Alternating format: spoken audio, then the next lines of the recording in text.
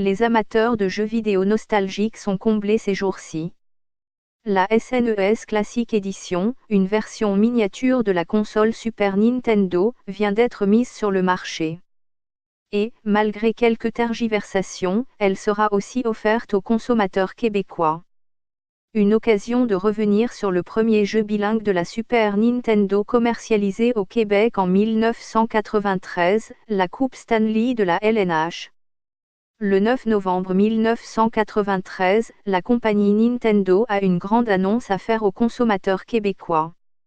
Misant sur la popularité du hockey au Québec, l'entreprise Nippon a conçu un premier jeu de sport bilingue pour sa console Super Nintendo. Le jeu NHL Stanley Cup ou la Coupe Stanley de la Ligue nationale est lancé quelques semaines avant Noël. Dans ce reportage du Bulletin de Nouvelles Montréal ce soir, la journaliste Danielle Levasseur s'intéresse aux qualités de ce nouveau jeu. En plus d'être en français, ce dernier présente de nombreuses innovations.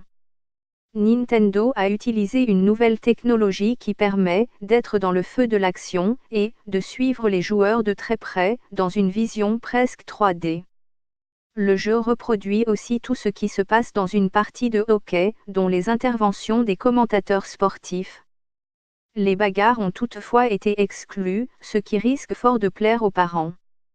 En achetant les droits de la LNH, Nintendo souhaite simuler dans ce jeu de sport une saison complète de hockey jusqu'aux séries éliminatoires.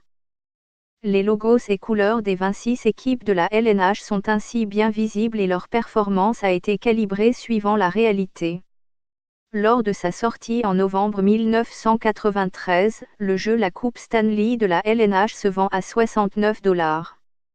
Ce jeu de hockey ne fait malheureusement pas partie de la sélection offerte avec la toute nouvelle console rétro SNES Classic Edition. Nintendo mise plutôt sur de grands classiques tels que Super Mario Kart et Super Mario World, ainsi qu'un jeu inédit, Star Fox 2. En complément,